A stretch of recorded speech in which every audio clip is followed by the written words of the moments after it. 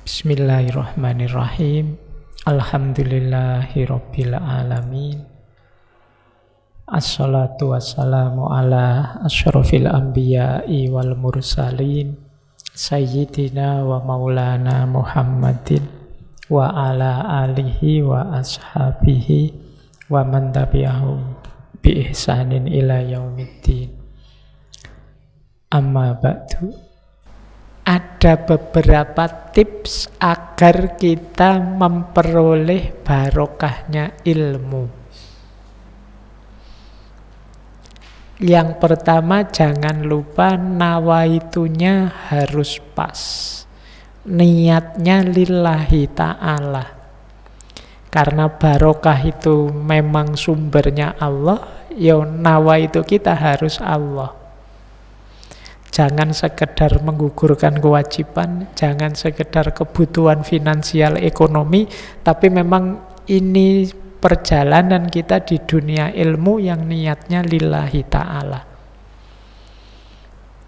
Barokahnya ilmu itu dijamin oleh Allah, karena di Al-Quran sendiri disebut yarfa'illahu ladzina amanu minkum walladzina utul ilma darajat.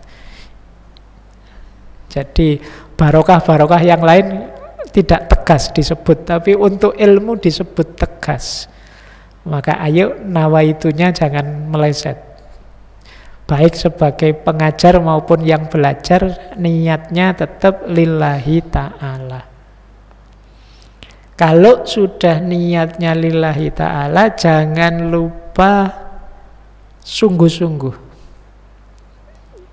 Berikan, kalau bahasa anak-anak hari ini ya, berikan the best version diri kita yang kita mampu. Jangan tanggung-tanggung. Jadi jangan eman-eman, kemampuan saya simpen untuk nanti-nanti saja, ini kan cuma ngajar anak SD saja. Ya enggak, harus total. Itu namanya dalam bahasa Arab istilahnya badlul juhdi. Mengerahkan segala kemampuan. Berikan yang terbaik, tidak usah terlalu perhitungan. Kalau ngajar di sini bayarannya cuma berapa, saya kalau ngajar di sana lebih banyak, lebih enggak, wis. Fadul juhdi, ngajar dimanapun, entah mana yang lebih tinggi honornya, biayanya, fasilitasnya, tidak usah dipikir. Di semua kesempatan berikan yang terbaik yang kita mampu. Ini namanya badrul juhdi. Itu nanti akan mengundang hadirnya barokah. Kalau bahasa saya, ya jihad, ya ijtihad, ya mujahadah. Jihad itu kerja keras, ijtihad itu kerja cerdas, mujahadah itu ya sambil berdoa, sambil mendekat pada Allah. Itu tips kedua. Tips ketiga, tadi ada niat, ada badrul juhdi. Tip yang ketiga itu khidmah. Jadi khidmah itu menghormati, menghargai, mengagungkan, patuh. Itu khidmah. Makanya ada istilah khodim. Khodim itu pelayan. Posisikan diri kita sebagai pelayan dalam tanda petik kepada apapun yang berhubungan dengan ilmu. Jadi semangatnya semangat khidmah, bukan semangat mencari keuntungan. Saya jadi ustadz ini untuk melayani anak-anak yang sedang menempuh jalan ilmu. Ini khidmah. Jadi kepada apapun yang berhubungan dengan ilmu, tidak hanya murid, mungkin kolega sesama pengajar, bahkan mungkin dengan pengurus, pengelola. Kita nawaitui khidmah. Kalau tidak ada beliau-beliau, lembaga ini tidak ada. Jalan ilmu juga tidak akan ketemu. Maka saya layani mereka sebagai bagian dari yang berhubungan dengan ilmu. Kalau zaman dulu santri itu ada yang mewakafkan dirinya, namanya cantrik. Biasanya ada di rumahnya kiai. Mereka membantu apa saja yang bisa diberikan untuk kiainya. Dan itu tidak dibayar. Jangan dikira santri-santri yang di rumah kiai, enggak, itu mereka memang sengaja berkhidmah pada ilmu dan yang berhubungan dengan ilmu demi mengejar barokahnya ilmu. Dan boleh dilakukan penelitian, sebagian besar cantrik yang dulunya berkhidmah di rumahnya kiai, itu akhirnya juga punya pondok sendiri, jadi kiai sendiri. Itu barokahnya ilmu. Jadi Bapak Ibu melakukan apapun, apalagi khususnya ini lembaga pendidikan, ayo diniati khidmah. Meskipun sekedar ngotak-atik mikrofon atau sekedar nganter makanan untuk tamu undangan, tidak masalah. Ini khidmah pada ilmu, karena kegiatan acara ini berhubungan dengan ilmu. Itu nanti akan mengundang barokahnya ilmu. Jadi tidak usah mikir saya dapat apa, nanti dapat barokahnya dari Allah. Baik, ada lagi tips yang keempat. Jangan meremehkan ilmu, jangan menunda menjalankan ilmu kalau memang ada kesempatan, ada kekuatan, ada kemungkinan. Jangan cari-cari alasan untuk tidak belajar atau tidak menjalankan kebaikan yang sudah kita tahu. Kemudian jangan menolak faedah kebenaran kebaikan ilmu yang didapat. Ilmu itu kan untuk dijalankan demi hidup yang lebih baik. Yuk kita jalankan semampu kita. Kita belajar semampu kita, kita berkhidmah semampu kita, dan kita menjalankan ilmu juga semampu kita. Jangan nolak, jangan nawar, jangan menunda-nunda. Kalau hari ini masih, Pak saya hari ini kuatnya masih 10%-nya saja, yo ambil yang 10% itu. Jangan nunda besok. Pak saya kuat sih puasa Senin Kemis, tapi kuatnya hanya hari Senin saja Pak. Kemisnya saya jadwal saya penuh Pak. Ya sudah puasa Senin saja. Nanti kalau sudah mampu baru Senin Kemis. Jangan berarti saya nunggu ya Pak sampai nanti kuat satu paket lengkap Senin Kemis. Enggak. Jalankan semampu kita, sekuasa kita sekarang. Jangan ditunda. Niat baik apapun, kesadaran apapun, itu sebenarnya kan sumbernya dari Allah. Kok saya ingin melakukan ini ya, kebaikan. Itu kan sebenarnya cahayanya Allah, inspirasi dari Allah yang hadir dalam diri kita. Jangan ditawar, jangan ditolak, jangan ditunda.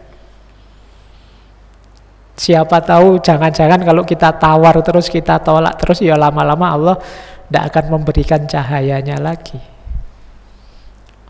Tidak akan nuntun kita lagi. Wong sudah diberi inspirasi untuk kebaikan ini, kebaikan itu, ya kitanya yang tidak mau, ya sudah. Maka ayo kita jalankan. Mungkin kadang-kadang berat, tapi yo kita jalankan semampu kita tentu saja. Bukannya nolak Pak, saya memang mampunya sampai sebatas ini, tidak apa-apa kalau begitu. Saya tidak menunda Pak, tapi memang hari ini belum bisa sama sekali. Saya hari ini levelnya masih niat saja. Besok insya Allah saya eksekusi, ya tidak apa-apa. Memang kuatnya itu, kuasanya itu. Yang tidak boleh, tidak ada alasan apa-apa, ditunda. Atau cari-cari alasan untuk nolak. Ini bisa jadi kita jauh dari barokahnya ilmu. Kemudian tentu saja jangan dicampur dengan maksiat. Ya semakin banyak tercampur, semakin batin kita tidak jernih. Ilmu itu cahaya, ilmu itu jernih. Kalau masuk ke dalam diri kita yang tidak jernih, ya dia bisa ketularan tidak jernih. Susu itu menyehatkan, tapi kalau dimasukkan dalam gelas yang beracun, dia akan jadi susu yang beracun. Nah, diri kita kalau masih kotor, banyak maksiatnya, belajar mungkin masuk, membaca mungkin paham, tapi ilmu yang masuk, yang kita pahami itu, ya akan terkontaminasi oleh jiwa kita yang kotor, yang masih banyak dosa. Akhirnya banyak orang yang ilmunya banyak tapi manfaat dan maslahat dari dirinya kecil. Bahkan mungkin tidak terasa. Jangan-jangan karena memang wadahnya kotor, jiwanya kotor. Nah, berarti apa? Ilmu jangan dicampur dengan maksiat untuk mendapatkan barokahnya ilmu. Yang terakhir tentu saja, ayo berdoa, ayo mendoakan yang lain, jangan egois. Ingin sukses sendiri, kita doakan juga teman-teman kita, saudara-saudara kita, anak-anak kita, murid-murid kita.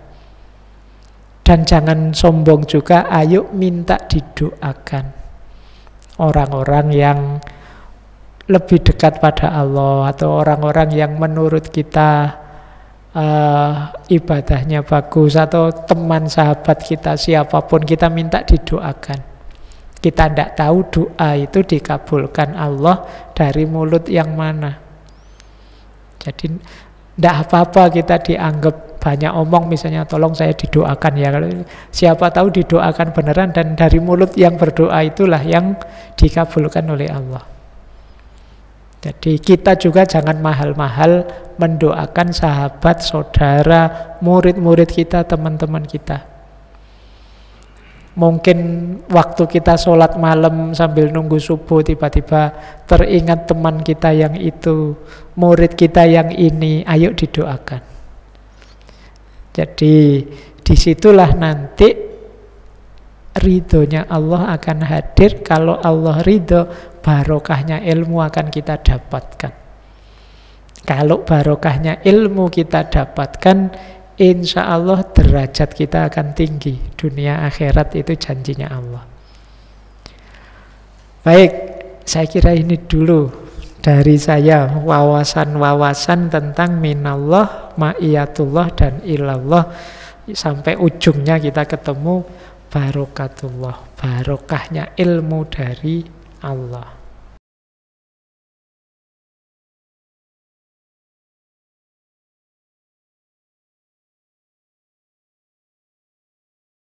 Tentu saja dalam dunia pendidikan kalau ada kalimat seperti ini, jadilah yang pertama engkau sendiri perubahan yang ingin engkau lakukan. Ini kalimat dari Mahatma Gandhi. Jadi be the change you want to be. Kalau kita ingin murid-murid kita jadi anak baik, yo kita pertama-tama juga harus jadi orang baik dulu. Kalau kita ingin murid-murid kita jadi orang-orang yang rajin, kita yang harus jadi orang rajin dulu.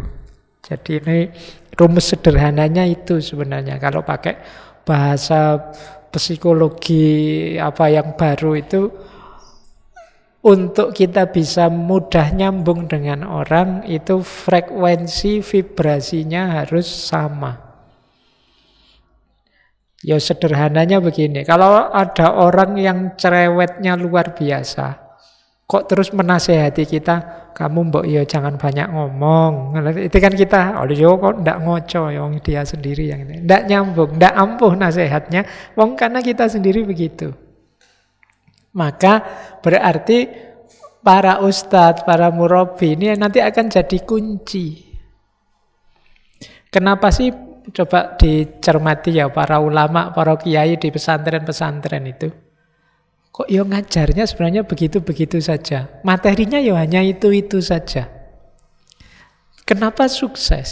Kenapa balik? Karena yang beliau ajarkan, beliau tuntunkan, ya seperti itu beliau. Beliau ngajari, yuk rajin puasa Senin Kemis, yuk rajin sholat malam. Loh, beliaunya sudah begitu. Jadi ketika menuntun, mengajarkan, itu langsung frekuensinya ketemu, nyambung. Nah, kalau kita, ayo kita yang sabar ya, jangan mudah marah ya. Kita sendiri ngamuan, mudah marah, tidak nyambung frekuensinya. Jadi yang pertama, sebagai ustadz, sebagai murabi, ayo kita introspeksi. Jangan-jangan ini loh saya ngomong sampai belangkemen, murid-murid tidak ada yang dengar. ndak ampuh misalnya. Itu jangan-jangan kitanya sendiri frekuensinya nggak nyampe. Kita ndak di situ. Kita sendiri susah diatur. Ada orang ngajar kok dia ngomong saja. Jangan-jangan kita sering begitu. Ikut pengajian, kiainya capek-capek ngomong, kita di belakang ngobrol sendiri sama teman. Kita lah ya kitanya begitu. Kitanya main WA, kitanya itu. Lah kita begitu, kalau kita ngomong tidak diperhatikan kok marah-marah. Nah, ayo ya seperti Gandhi tadi ya. Jadilah perubahan yang ingin kita wujudkan. Kalau Gandhi ini ada cerita menarik yang sering saya singgung itu. Jadi satu ketika ada ibu-ibu datang ke Gandhi. Ibu-ibu ini bawa anaknya. Anaknya ini punya penyakit yang oleh dokter dilarang makan garam. Ibunya ini capek, melarang menasehati anaknya seperti apapun, tidak bisa anak ini tidak makan garam. Akhirnya dibawa ke Gandhi, siapa tahu Gandhi bisa. Nah, waktu ketemu Gandhi, pertama kali Mahatma Gandhi bilang begini, wahai ibu, hari ini saya belum bisa menasehati putramu. Sampean kembali lagi minggu depan saja ya. Nah, minggu depannya ya beneran ibu ini balik bawa anaknya tadi, masih anaknya belum bisa berhenti makan garam. Begitu minggu depannya menghadap oleh Gandhi, dia cuma bilang begini, nak, mbok yo kamu ndak usah makan garam lagi. Itu saja kalimatnya. Dan setelah itu, anak ini sudah tidak mau lagi makan garam. Sampai besok-besok. Ini ibunya heran. Kok ampuh sekali ya, sakti banget Gandhi ini. Kok bisa hanya dengan satu kalimat, anak ini tidak makan garam sekarang. Karena heran ibunya balik lagi ngadep Gandhi, tipsnya apa sih biar saya kalau nasihati anak saya cepat. Kata Gandhi, rahasianya Bu, waktu ibu dulu pertama kali ke sini, itu saya masih makan garam. Jadi saya yang masih makan garam, kok nyuruh orang tidak makan garam, tidak akan ampuh. Makanya saya suruh balik minggu depan, karena setelah itu dia puasa tidak makan garam. Seminggu sudah puasa, sudah sama sekarang frekuensinya kan. Jadi ketika dia menyuruh anaknya langsung nyambung. Nah ini boleh dianalogikan ya. Kita nyuruh anak kita ngaji sampai teriak-teriak ya dia malas-malesan. Nyuruh anak kita baca, nyuruh anak kita belajar sampai capek. Kok anak kita masih gitu-gitu saja. Jangan-jangan itu bukan anak kita, tapi kitanya yang begitu. Kitanya yang tiap hari males-malesan pegang HP. Kita marahi anak kita, mbok yo jangan main game terus, pegang HP aja terus. Jangan-jangan itu kita. Kita juga begitu. Gimana kita bisa menasihati anak kita? Kita marah-marah anak kita males-malesan ngaji, wong kita sendiri juga tidak pernah ngaji. Jangan-jangan ngajinya kita yang pas nyemak anak kita ngaji itu aja. Nah, itu nanti jadi kunci ya untuk para murabbi. Saya yakin kok kalau para murabbi, para ustadz itu tidak perlu terlalu banyak latihan lagi. Mereka sudah tahu mana yang baik, mana yang buruk, mana yang pas, mana yang cocok. Misalnya ini ustadz-ustadz ini saatnya pelatihan akhlakul karimah. Menurut saya tidak penting. Mereka sudah tahu kok akhlak karimah itu yang seperti apa. Yang cocok, yang sesuai itu seperti apa. Mungkin butuh motivasi-motivasi, pendorong-pendorong untuk sadar mau menghidupkan kebaikan yang dia sudah tahu tadi. Jadi entah gimana caranya biar mereka serius. Kalau bahasa saya tadi, badrul juhdi tadi. Tidak setengah-setengah. Sebenarnya kuncinya di sini. Saya tidak tahu yang bisa mendorong seperti ini apa.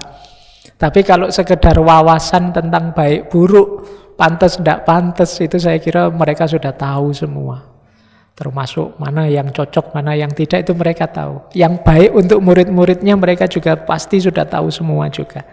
Tinggal ini tadi, menghidupkan kesadaran untuk menjalankan sehingga ketika dia ngomong nyambung cepat. Itu rahasianya kenapa Al-Quran sangat menekankan orang itu agar tidak kaburo maktan. Kaburo maktan itu ya ndak nyambung antara kata-kata dan perbuatan. Wong masih makan garam kok nyuruh orang tidak makan garam. Ini ndak nyambung kata-kata dan perbuatan. Wong kalau ngomong sering menyakiti kok melarang orang lain jangan ngomong yang tidak menyakiti. Itu ndak ngefek, ndak balik. Ya, ini ayo dihidupkan. Jadi jangan sampai muridnya ayo waktunya sholat duha semua, gurunya ndak sholat. Nah itu nanti muridnya nanti lihat, wah Pak Guru itu ndak sholat juga ndak apa-apa kok, ternyata ya memang sunnah saja, ya semangatnya turun. Maka penting, kalau saya sih kalau untuk para ustadz, bapak ibu guru, ayo didorong untuk biar apa, yaf'alu ma ya'malu, jadi ya'malu ma ya'rif, jadi menjalankan apa yang diketahui. Tidak perlu lagi diberitahu, sudah tahu.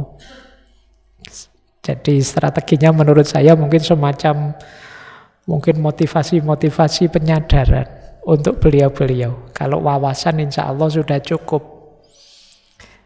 Baik, jadi itu untuk para murabbinya. Kalau tentang kurikulumnya sih, kalau saya monggo saja, harusnya kalau memang values 3 ini jadi penciri, jadi visinya, dia harus masuk di kurikulum apapun. Paling tidak kalau dunia pendidikan itu ada namanya hidden kurikulum, itu minimal, tapi tampil juga tidak apa-apa. Jadi kalau saya di Jogja itu, di kampus itu, misalnya UIN Jogja itu menggunakan paradigma integrasi interkoneksi ilmu. Bahwa setiap ilmu itu tidak boleh sombong merasa bisa sendiri. Dia terkait banyak ilmu lain. Nah itu di draft kurikulumnya harus disebut. Ini ilmu ini berkorelasi dengan ilmu apa? Korelasinya di level filosofis kah, di level materinya kah, di level metode pembelajarannya kah, atau apanya? Ada penjelasan itunya di silabinya, di apa kalau sekarang namanya ya draft pembelajaran, RPS-nya dan lain sebagainya. Nah, kalau memang values minallah, ma'iyatullah dan ilallah itu jadi penciri, dia harus masuk ke semua pelajaran. Entah tadi ya, di level apanya boleh diatur. Boleh dibikin longgar saja, paling tidak mungkin di level filosofi pembelajarannya, atau misalnya di setiap pelajaran disebut hubungannya dengan minallah, ma'iyatullah, ilallah, atau kontribusinya untuk meningkatkan kualitas minallah, ilallah, ma'iyatullah itu di mananya dari pelajaran ini. Dukungannya di level mana, kontribusinya bagian apa. Boleh pakai itu. Nah ini sederhana. Paling tidak gurunya sadar bahwa ini saya bertanggung jawab memberi sumbangan ini untuk menguatkan sisi minallah, ma'iyatullahnya. Nah itu mungkin uraiannya 1-2 paragraf di setiap rencana pembelajaran misalnya. Nah itu kesadaran ini akan hidup nanti. Baik, kalau saya begitu. Ya kalau materinya sih saya bilang tadi, Bapak Ibu gurunya lebih ngerti. Tinggal orientasi pembelajarannya yang perlu ditambahi visi minallah, ma'iyatullah dan ilallah tadi. Misalnya pelajaran IPA biologi ditambahi uraian, dari pelajaran ini diharapkan para siswa menyadari betapa Allah itu maha kuasa, menciptakan makhluk alam semesta dengan begitu rumitnya, membuat siswa lebih sadar kekuasaannya Allah, lebih sadar ingin dekat dengan Allah terus. Saya kayak gini ada uraiannya. Sehingga visinya masuk. Tidak sekedar kayak jalan sendiri-sendiri. Konsepnya ini, yang di lapangan ini, yang di bukunya ini, yang diterapkan ini. Jadi, tapi kelihatan ada tampak di semua pelajaran. Nah itu mungkin bisa diatur lah kalau model memasukkan, atau paling tidak hidden kurikulumnya. Hidden kurikulum itu ya uh, pesan yang tidak kelihatan di kurikulum tapi ada di semua pelajaran. Baik, itu nanti Bapak Ibu yang pendidikan pasti lebih ngerti bagaimana menginsert itu values tadi dalam kurikulum pembelajaran. Kemudian pertanyaan dari Ustadz Imron tentang ini loh, anak ini adabnya buruk, kita sudah berusaha tidak sukses. Nah, yang saran pertama tadi ya, sama seperti sebelumnya. Yang pertama tadi, ayo gurunya dulu deh. Jadi tidak sekedar, ayo cepet kamu wudhu. Tapi bapak sudah wudhu loh, masa kamu belum wudhu? Itu lebih efektif. Daripada gurunya oprak-oprak, tapi dia wudhunya paling akhir. Nah, yang muridnya, wah nanti dulu Pak muter-muter, wong gurunya ya masih di luar. Coba bapak gurunya dulu, wow, wudhu dulu terus nunggu di dalam muridnya biar wudhu. Ayo nak wudhu, bapak sudah wudhu loh ini. Terus masuk masjid. Ini bapak sudah nunggu lama ini, mau nunggu berapa lama lagi? Mau sholat jamaah bareng bapak? Nah, itu lebih efektif menurut saya dibandingkan, Pak saya ini guru tugasnya oprak-oprak doang, Pak. Tiap hari teriak-teriak nyuruh wudhu, dia wudhunya paling akhir. Ya meskipun bagian oprak-oprak tapi bilang ke muridnya, saya sudah wudhu loh seperti ini. Nanti kalau kamu tidak cepat kita tinggal loh, tidak ikut jamaah, kamu pahalamu kecil kalau tidak ikut jamaah. Nah ini caranya, jadi dari gurunya dulu. Belajar ngaji diawali ya gurunya kelihatan sering ngaji juga. Bila perlu misalnya waktu sama-sama deres, sama-sama ngaji, gurunya ngaji dulu. Dalam arti apa? Gurunya ngaji dulu itu selain menunjukkan bahwa bapak guru juga ngaji, muridnya juga tahu seperti ini loh ngaji yang baik. Jadi tidak begitu duduk langsung, ayo kamu satu-satu, enggak. Sudah lengkap ini bapak guru ngaji dulu ya, kalian dengarkan, setelah itu gantian. Nah ini menurut saya lebih efektif daripada gurunya sekedar nyuruh. Anak-anak murid-murid kita hari ini tuh sering mengeluh, guru itu enak ya merintah terus, ngasih tugas terus. Kita yang repot, dia cuma merintah. Bila perlu tunjukkan bahwa ini bapak guru ndak cuma merintah kamu loh, bapak juga bikin loh yang seperti kamu bikin. No, contohnya kayak gini loh. Nah itu muridnya lebih semangat daripada dia merasa enak jadi guru, masuk kelas sebentar terus ngasih tugas-tugas terus ditinggal. Dia mengeluh kalau gitu. Ayo diawali dari contoh dari kita. Kemudian juga penting menurut saya kalau ada anak-anak istimewa seperti tadi, kita lebih mendekati dia secara personal. Temani dia, dekati dia. Bila perlu ajak dia secara khusus untuk kegiatan-kegiatan tertentu. Nah, bapak ini ada acara, ada undangan pengajian sih ke ndak wajib sih, tapi kok bapak pengen datang, kamu ikut ya? Saya kok tiba-tiba pengen ngajak kamu. Terus kasih pendekatan sampai dia dekat dengan kita. Kalau dia sudah dekat, lebih mudah kita masuk. Jadi mungkin diam-diam muncul tanggung jawabnya sendiri. Wah, aku ini disenangi oleh gurunya, didekati oleh gurunya. Malu aku kalau aneh-aneh. Temennya juga ngerti, dia agak dekat dengan gurunya. Lama-lama muncul tanggung jawabnya. Jadi bisa dicoba pendekatan. Kan biasanya tidak banyak anak-anak yang semacam ini. Bisa kita agak mendekati dia secara privat, secara personal. Tidak harus dalam situasi serius, santai-santai saja. Wah ini ada pertunjukan ini yang kamu mau hadir enggak? Bapak kok pengen ikut ya? Kamu mau ikut enggak?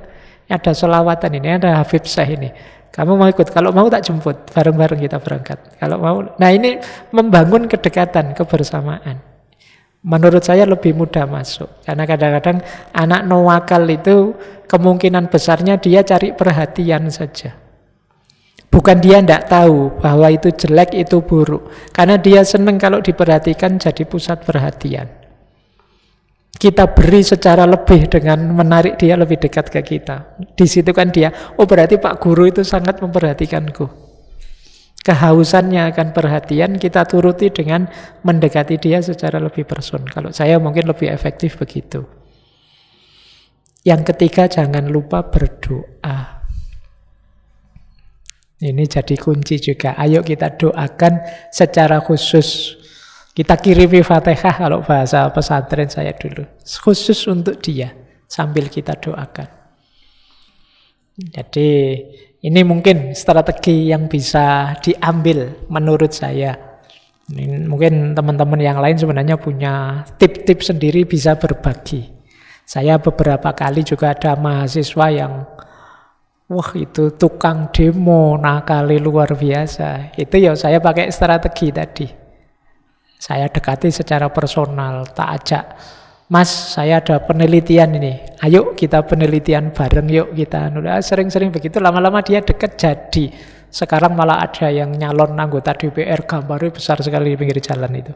Padahal dulunya, nakali luar biasa sampai ada momen gurunya, dosennya diludahi sama dia. Zaman itu. Tapi yo itu tadi ketika kita dekat secara personal, pelan-pelan muncul tanggung jawabnya, muncul pride-nya bahwa aku ini ternyata dihormati juga. Orang itu kan biasanya ketika sadar dia dihormati terus menata dirinya biar orang tetap hormat pada dia. Nah, coba lakukan pendekatan. Itu pengalaman saya begitu. Baik, yang ketiga tadi dari Pak Dr. Naryo tentang tarbiyah, taklim, takdib. Jadi takdib di Syekh Naqib Al-Attas ini bukan takdib dalam arti sempit yang ilmu atau adab fauqal ilm.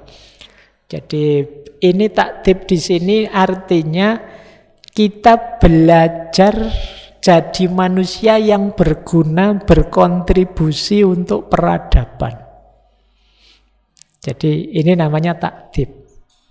Bukan orang yang jauh dari realitas. Ilmunya tinggi, mungkin hasil taklim, hasil tarbiyah, ini ilmu kelas tinggi, luar biasa. Filsafatnya tinggi, tasawufnya tinggi.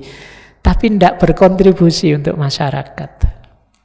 Ya dia canggih sih secara ilmiah, dia ilmuwan besar, tapi produk dan kontribusinya tidak ada gunanya, tidak ada sumbangan manfaat maslahatnya untuk masyarakat. Ini tidak takdib namanya. Orang yang bisa bikin bom atom itu mungkin canggih secara ilmu, tapi buahnya malah merusak peradaban. Ini tidak takdib namanya. Orang mungkin punya teori-teori sosiologi, antropologi yang jelimet, misalnya untuk sehingga akhirnya yang semula dosa salah rasanya kok jadi benar. Ini kan ilmu yang mungkin akademik ilmiahnya tinggi, tapi kontribusi untuk kemanusiaannya rendah. Ini namanya ndak takdib. Nah, definisi takdib di sini itu. Tentu saja di taklim atau tarbiyah saat kita berproses belajar ada adab dan akhlak yang harus kita penuhi. Jadi tidak hanya di takdib saja, cuma di takdib ini maksudnya adab peradaban manusia dalam skala besar. Jadi jangan dikira pikiran kita sendiri yang negatif itu ya efeknya untuk kita. Kalau tidak hati-hati efeknya untuk banyak orang. Maka pembelajaran takdib itu belajar yang tidak hanya fokus penguasaan ilmu atau pembentukan diri, sebagaimana di taklim dan tarbiyah. Tarbiyah itu kan membentuk diri, taklim itu kan menguasai ilmu, tapi juga takdib. Takdib itu lebih melihat kontribusinya untuk peradaban. Bagaimana ilmunya bisa dia sesuaikan sehingga bisa memberi sumbangan besar untuk hidup di muka bumi ini. Ini bagian dari amanat Allah kita sebagai khalifatullah fil ard. Nah, maksudnya itu. Sehingga bukan berarti adab itu terakhir, enggak. Jadi di taklim juga ada adab mencari ilmunya, di tadris atau tarbiyah juga ada adab mencari ilmunya. Tapi takdib di sini artinya bagaimana kita berkontribusi pada peradaban. Nah, kemudian pertanyaan kedua, barokah ilmu ini referensinya saya gabung beberapa kitab. Ada Taklim Muta'alim, ada Adabul Alim wal Muta'alim, juga kitab Bidayatul Hidayahnya Imam Ghazali. Jadi terus saya rangkum jadi ini. Apakah tadi ya, ini sebenarnya mau saya sampaikan selanjutnya. Ini sebenarnya 6 syarat orang belajar. Kalau ini modalnya orang belajar. Jadi belum ke aspek mengejar barokahnya. Jadi orang itu kalau mau belajar ya harus punya kemampuan kecerdasan, harus punya kesungguhan, punya kesabaran, ada gurunya yang nuntun dan juga sabar mengikuti prosesnya. Nah, ini ada di Taklim Muta'alim. Jadi halalan tanalul ilma illa bisittatin. Jadi dzakaun wa khirsun wastibarun wa bulghatun wa irsadu ustadzin wa tulus zaman. Harus cerdas. Jadi butuh bekal pemikiran. Belajar kok ndak mau mikir itu yang namanya ndak belajar. Maka dzaka, perlu kecerdasan. Yang kedua hirs. Hirs itu kesungguhan, semangat. Yang ketiga istibar, kesabaran. Yang keempat bulghah. Bulghah itu butuh biaya. Ya tetap butuh biaya. Beli buku butuh biaya. Butuh berkorban tenaga. Jadi itu bulghah namanya. Terus irsyadu ustadz itu petunjuknya guru, dan tulus zaman. Ada durasinya, butuh waktu, tidak bisa langsung paham, langsung mendalam, langsung menguasai. Ada tahap-tahapnya. Tidak boleh motong-motong yang belum levelnya. Hati-hati Bapak Ibu, sekarang peradaban digital, era medsos, ilmu memang mudah kita temukan di mana-mana, termasuk di YouTube. Yang sulit adalah mana ilmu yang pas, cocok, dan di level kita. Ini tidak gampang. Saya pernah ikut webinar. Kebetulan webinarnya untuk umum. Ada anak SMP ikut webinar. Tiba-tiba ketika sesi pertanyaan, dia bertanya, "Pak, saya ingin diberi penjelasan bagaimana caranya saya bisa wahdatul wujud." Loh, abot ini. DE mungkin dengerin YouTube. Ya di YouTube materi apa saja ada. Mungkin pas dia denger YouTube yang menjelaskan wahdatul wujud, dia tertarik. Tiba-tiba dia berusaha memahami itu. Wawasan-wawasan sufistik seperti itu saya tidak ngomong jelek atau haram. Tapi seandainya pun kita pelajari kan ada levelnya.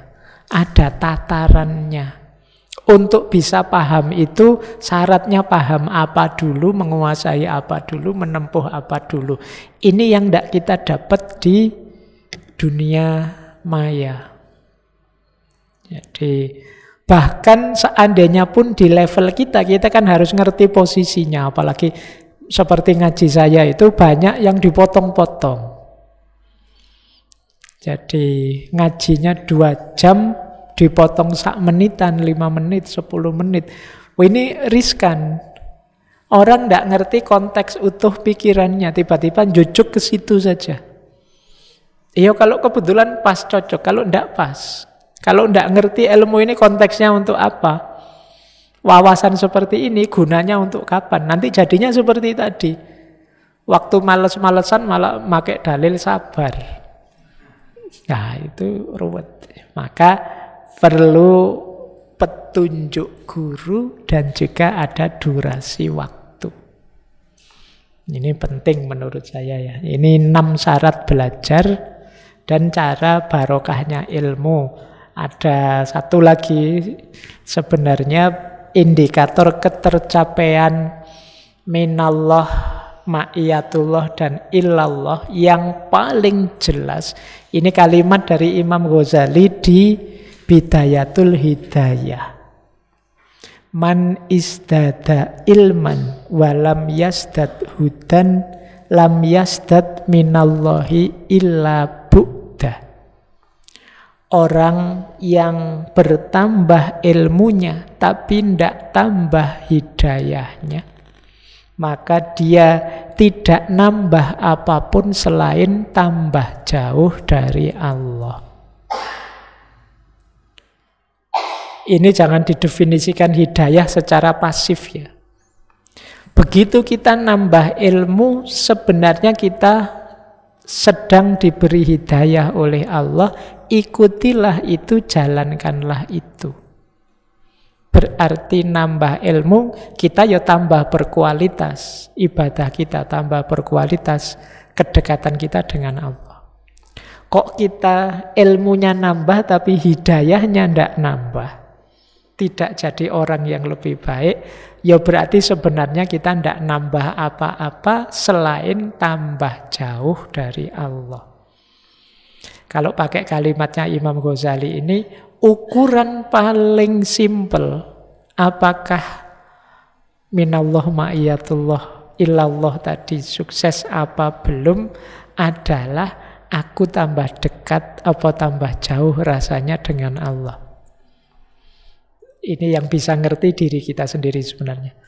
Tambah dekat dengan Allah atau tambah nikmat beribadah atau tambah hambar, tidak ada rasanya. Kok tambah hambar? Jangan-jangan kita ini yasdad ilman walam yasdad hudan. Ilmunya nambah tapi diri kita tidak tambah baik, amal kita tidak tambah banyak.